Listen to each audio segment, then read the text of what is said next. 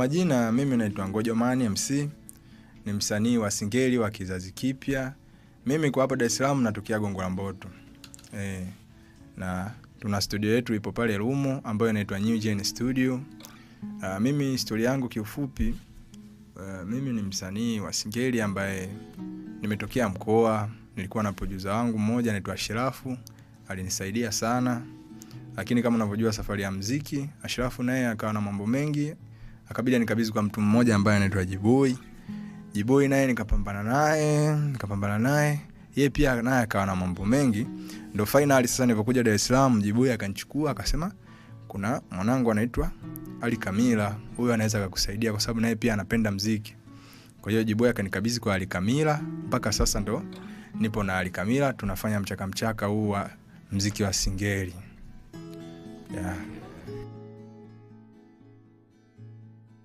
Mimi kipaji cha muziki niligundua muda mrefu tangu nikiwa mdogo, nikiwa kama darasa la 3 la 4 hivi. Na nimegundua kwa sababu mimi mwenyewe tu binafsi yangu nikawa napenda muziki, napenda kusikiliza muziki, sehemu zenye muziki ndio sehemu zangu, yani japokuwa nipo mdogo. Na kitu kingine ilikuwa ikitoka nyimbo ya msanii wote ile. Nyimbo ina siku 2, siku 1, mimi tayari ishakaa kichwani na naimba vizuri kabisa. Kwa hiyo mimi pale nikaanza kugundua kwamba mimi kumbe na kipaji cha muziki, kwa nini nisifanye muziki? Ndio nikaanza kufanya muziki. Wimbo wangu wa kwanza nilirekodi nikiwa mkoani Morogoro Ifakara. Huko ndo nilipoanza kufanya muziki kabla sijaja Dar es Salaam. Kwa hiyo wimbo wangu wa kwanza ulikuwa nyumbani kabla sijaja Dar es Salaam.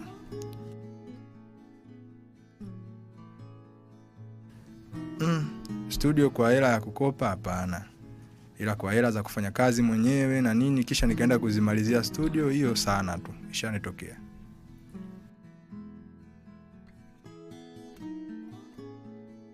Kitu cha ajabu ambacho nilichowahi kufanya kwa ajili ya muziki, nakumbuka mimi kuna kipindi kimoja nilikuwa nakaa Mbagala za Kiem pale. Sasa kuna mshikaji mmoja anaitwa Big Popa. Nishawahi kupata nafasi ya kuongea naye, akaniambia mdogo wangu unajua sana na nini. Alafu kuna siku akaniambia njoo kwenye show Buza, kuna Buza pale Buza kanisani pale, kuna baa moja inaitwa sijui jina gani nimeisahau pale. Basi mimi nikaenda na mwenzangu, tulikuwa tuna nauli ya kuendea tu, tukajua si manager kule yupo Big Popa atatupa nauli. Sasa tumeenda kule, tunashangaa muda unazidi kwenda hatuimbi. Baadaye ikafika kama kwenye saa 8 hivi, kila mtu akaondoka, manager mwenyewe akapanda gari akaondoka. Basi mimi nikabaki na mwanangu pale, hatuna nauli. Tukabidi tuanze kutembea ile saa 8 tunarudi za Kiem, kama mnavyojua kutoka Buza mpaka za Kiem. Basi tukatembea. Nakumbuka usiku ule saa 8 ilituishia njiani mpaka tunafika za Kiem. Hicho ndio kitu ambacho mimi cha ajabu kilinitokea katika maisha yangu ya muziki.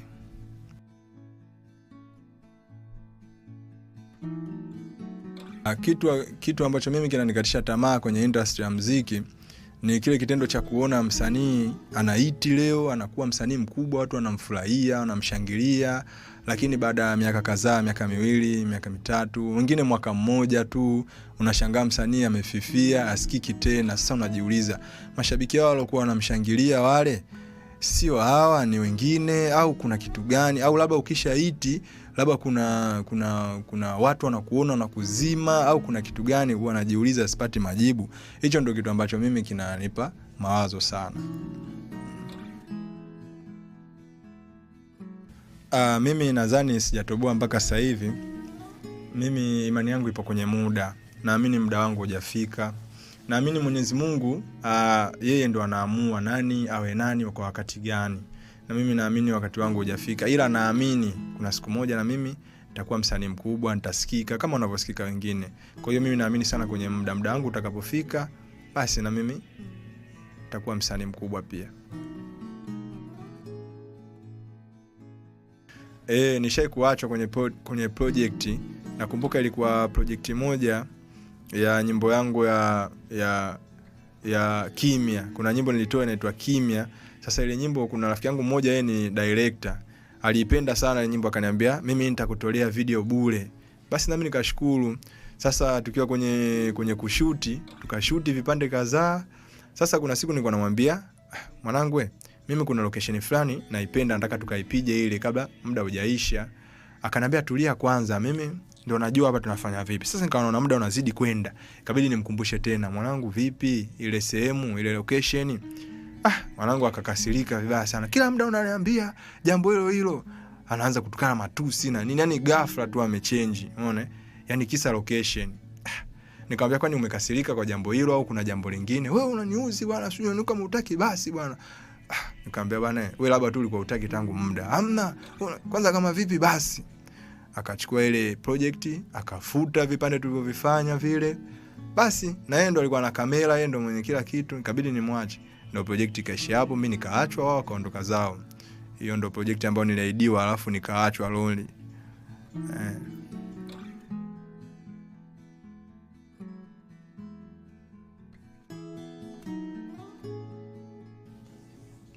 Show ambayo mimi siwezi kuisahau, ambayo nimewahi kuifanya. Nakumbuka show moja ilikuwa nyumbani mkoani Ifakara. Sisi kule tuna mtindo kila mwezi wa 8 hivi tukisharudisha mavuno, au mwezi wa 12 mwisho wa mwaka, tuna mtindo wa kuzindua makempu. Yani kuna makundi yanazindua makempu, afu tunaitana wasanii kwa wasanii, tunaenda kuimba katika zile kempu. Sasa ilipofika zamu yangu mimi, wenzangu waliimba vizuri kabisa, ila ilipofika zamu yangu mimi nimeimba, nimefikia katikati ya show, watu ikaanza vurugu pale, vurugu kubwa, yamerushwa mawe, mimi nipo jukwani pale. Niliona mawe mengi, kabidi na mimi nikomboe nafsi yangu. Sasa kipindi nafanya mwenyewe mambo ya kujikomboa, nikasikia mtu nyuma yangu amepigwa na jiwe la uso, nikamwangalia damu zinamtoka, nikapagawa. Yani hapo, kuanzia hapo kila mtu akabidi sasa kila mtu atafute njia. Baada hapo show ndo ikavurugika kwa staili hiyo. Hiyo ndo show ambayo mimi siwezi kuisahau katika maisha yangu. Nishai kutumbuiza kwenye show bila kulipwa, tena sio mara moja, ni mara nyingi tu, kwa sababu mimi naamini, na sio kuamini tu, mimi naona ukishakuwa msanii mdogo, kipindi unaforce jina, kipindi unaforce ujulikane, lazima utapitia show hizi ambazo za kutokulipwa, ili mradi watu waone kipaji chako, labda itatokea nafasi na wewe ukaja kujulikana. Kwa hiyo show nimefanya nyingi za bila kulipwa.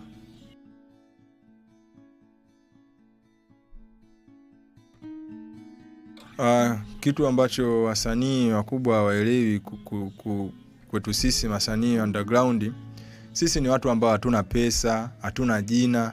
Kwa hiyo tunavopush muziki wetu tunatumia nguvu sana.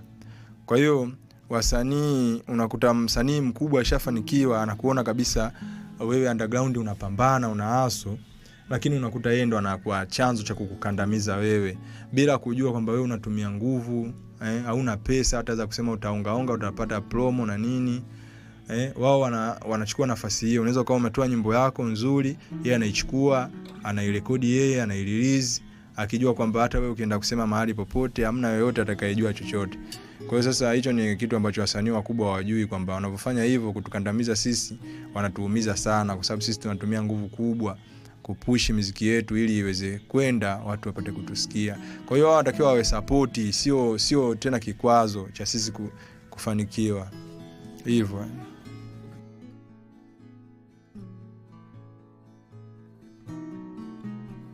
Kwa msanii mdogo mimi ningependa kufanya na msanii mmoja anatokea Morogoro, anaitwa Laizako. Na huyo ni kwa nini Laizako? Laizako ni msanii ambaye mimi namsikilizaga sana, hata show zake. Ni mtu ambaye anaimba vitu vizuri, anajua kuimba na melody zake zipo vizuri. Lakini kwa msanii mkubwa hapa mimi ningepewa Elisha. Elisha ningefanya naye kazi, ningejisikia fresh kutokana na kazi zake, pia anafanya vizuri, anajitahidi.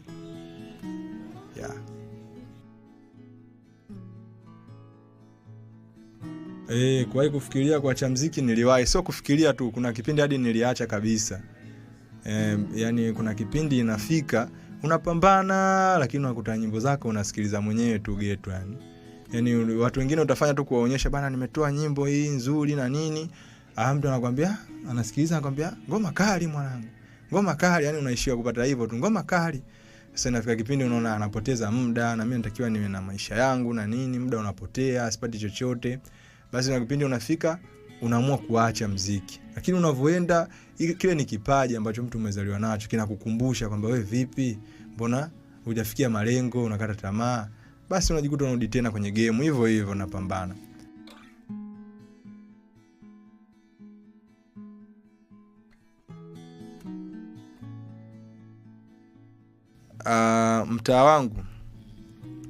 Mtaa wangu mimi una mchango, kwa sababu kwenye mtaa wangu pia kuna mashabiki zangu, pia kuna marafiki zangu, kuna majirani zangu ambao wanajua kama mimi naimba, wananisapoti. Wakisikiza ngoma, wengine wananipa moyo, bana ngoma nzuri, wengine wananipa mawazo, bana fanya hivi, nenda FM, peleka nyimbo, au labda nyimbo iweke YouTube wapi. Kwa hiyo mimi naona mtaani kwangu kuna mchango, kwa sababu kuna watu wanaopatikana wa aina kama hiyo, wananisaidia kwenye 1 na 2.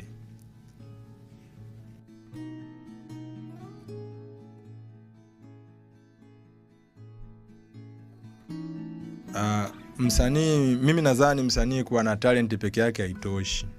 Kwa sababu unaweza ukawa na talent, unaimba vizuri, lakini wewe hujui hata kupiga promo, hujui hata muziki wako ukisha rekodi upeleke wapi, hujui hata muziki umeshatoa ufanye nini. Yaani unachokijua wewe ni kuimba tu, kwa sababu tu una kipaji, hauwezi kufika kokote. Muziki una vitu vingi. Muziki lazima utoe muziki, lazima ufanyie promo, utoe video, na hizo sehemu zinataka pesa pia. Kuna muda mwingine connection. Sasa wewe unajua tu kuimba tu ndo umemaliza, hauwezi kufika kokote. Kwa hiyo mimi nadhani kuwa na talent peke yake haitoshi. Kwenye muziki kutapeliwa bado sijawahi.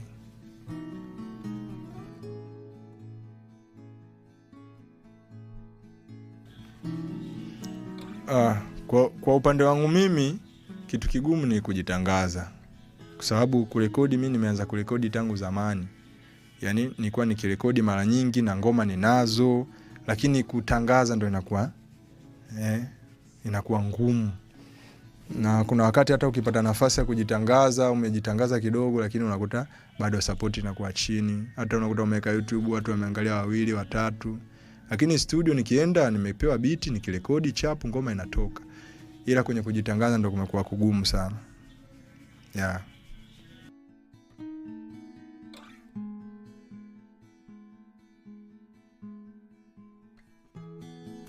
Nikiangalia miaka 2 iliyopita na sasa hivi, ndio nina mabadiliko tena makubwa tu. Kwa sababu miaka 2 iliyopita mimi nakumbuka hata mambo ya mitandao mimi nilikuwa sina akaunti za kuposti nyimbo sijui na nini, nilikuwa sina. Hata simu yenyewe kubwa nilikuwa sina. Lakini sasa hivi na simu kubwa na akaunti kiasi cha kwamba ambacho naweza nikatoa ngoma nikarelease, nikaitambulisha kwenye platform zote, ngoma ikaonekana, tofauti na miaka 2 iliyopita. Na kitu kingine, za miaka 2 iliyopita nilikuwa hamna studio, yani mimi nilikuwa sina studio, ilikuwa tu nitafute hela niende nikarekodi. Lakini sasa hivi nipo kwenye lebo, nipo kwenye studio ambayo ni New Gen Studio. Mimi kwenda kurekodi ni wakati wowote, ni saa yoyote, naenda na rekodi, natoa nyimbo. Kwa hiyo siwezi kusema kwamba miaka 2 iliyopita na sasa hivi eti tupo sawa. Hapo kuna mabadiliko tena ni makubwa kabisa.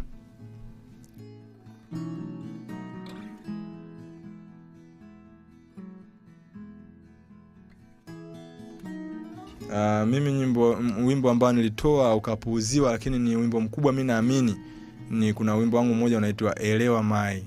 Yaani ule wimbo unaitwa Elewa. Ule Elewa ni nyimbo ambayo nilioitoa. Ni nyimbo ambayo mimi mwenyewe niliona kabisa hii nyimbo ni kubwa na ni nyimbo ambayo inaweza kanifikisha popote. Lakini ilifika kipindi ngoma ikazima na hamna mtu tena ambayo akawa aliyekuwa anasikiliza tena ile nyimbo na hivyo yani.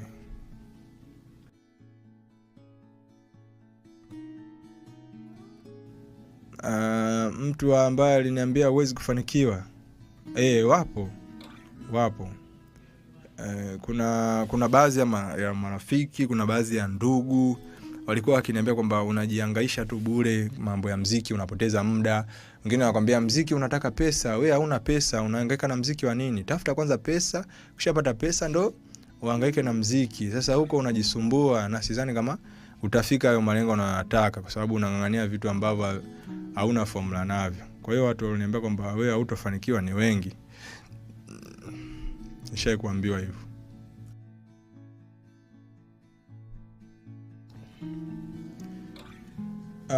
Mafanikio kwangu wa mtazamo wangu, kwa mfano kwa sasa mimi napambana nyimbo zangu ziweze kusikika.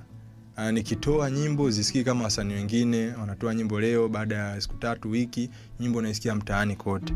Yani kuwa na jina. Kwa hiyo ikatokea kweli mimi nikawa na jina na nyimbo zangu nikawa nikizipiga, nikiziachia zinasikika, watu wanazisikiliza, nafanya show kama wasanii wengine.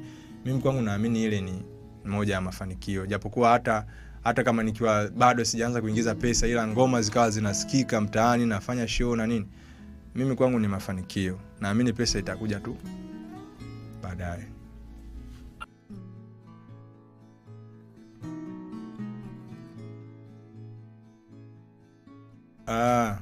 Kitu ambacho mimi nakikosa kama msanii wa underground, video.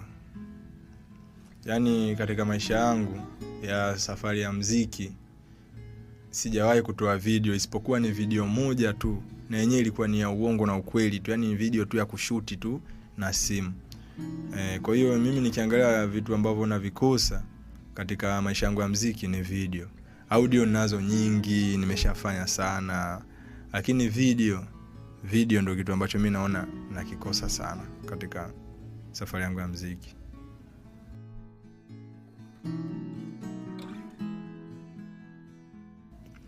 Muziki mimi kwangu umenifanya kuwa mtu bora, kwa sababu muziki unanifanya niwe mtu bora kwa sababu kwanza unafanya najulikana na watu wengi, napata marafiki wapya, nakutana na watu wengine walikuwa wanadharau, wakishaanza kunisikia na yeye ninavyoimba vile, wengine wanaanza kukupa samani kwamba kumbe unajua kuimba. Nakumbuka kuna siku moja nilikuwa sokoni pale Kigogo, nilikuwa bodaboda pale. Sasa wakajaga watu wa DSTV, unaona? Sasa pale walikuwa wanajua kama mimi naimba, nilikuwa nimepeleka abiria kurudi, naona kuna gari pale ya DSTV napiga muziki, wanauliza nani anaweza kuimba sijui nini. Nilipofika pale mimi na pikipiki, naona bodaboda wenzangu akaninyanyua akasema huyu hapa ngoja mani anajua kuimba, huwa anatuimbiaga. Basi fika pale nikashindanishwa na watu kama wawili, namshukuru Mwenyezi Mungu, alhamdulillah nilishinda. Nilishinda ile tunzo, tulipata nilikuwa ni katoni kama ya juisi pamoja na t-shirt, nilishinda. Kwa hiyo baada ya pale watu ambao walikuwa hawajawahi kuniona mimi naimba wakaanza kunifuata, kumbe unajua kuimba, kumbe mpaka inafika kipindi unashinda kabisa. Basi ile ikaniongezea mimi samani. Kwa hiyo mimi naona muziki umeniongezea, nimepata faida na wala sio nanio.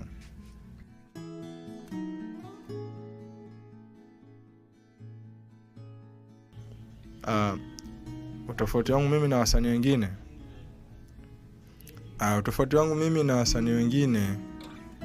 mimi nadhani labda subira na uvumilivu. Mimi naamini kwenye subira, kwenye uvumilivu. Naweza nikasema hivyo, subira na uvumilivu. Japokuwa wasanii wengine pia na wao wanazo hizo, lakini mimi naamini ninao subira ya kutosha zaidi na uvumilivu mkubwa, kwa sababu tangu nimeanza mpaka leo bado nasubiri na najua kuna siku moja mambo yangu yatakaa vizuri.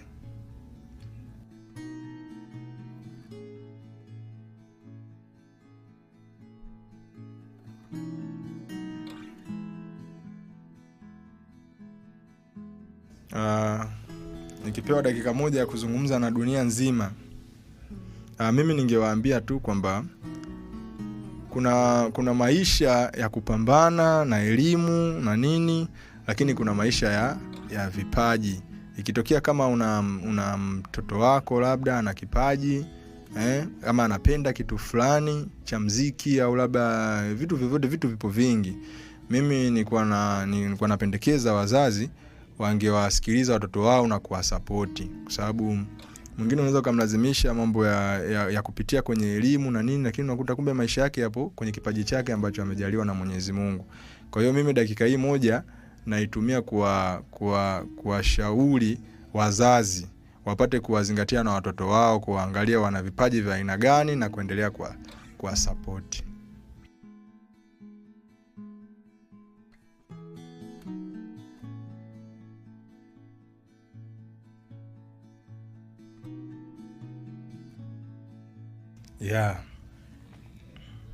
Naweza nikaimbia.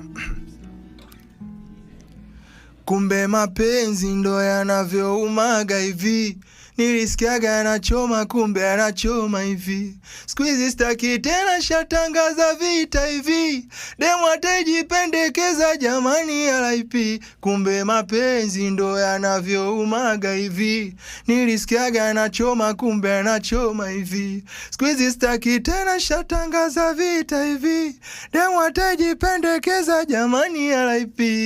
Kumbe wanawake wamezoea maumivu tu, ukiwachapa tu kiondo akili na kasa. Huku mke wa Juma kila siku anafuta machozi, ila kang'ang'ana utazani kaekewa dawa. Siku hizi vibajeti vyangu simuoneshei, naweka peke yangu tu. Siku hizi kwenye story zangu simuongelei, naongelea za kwangu tu. Leo nipo lonely, I'm Mr. Lonely,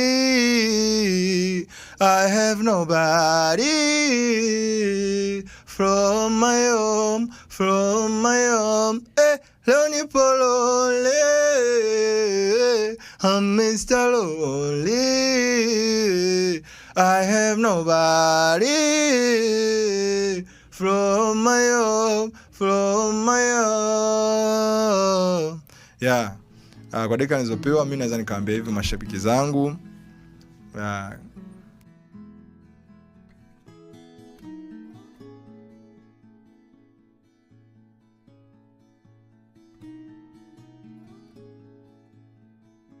Mashabiki zangu, mimi napenda kuambia kwamba kuna nyimbo mpya nimeitoa ambayo yeye inaenda kwa jina la Lonely, na sasa hivi inapatikana kwenye platform zote.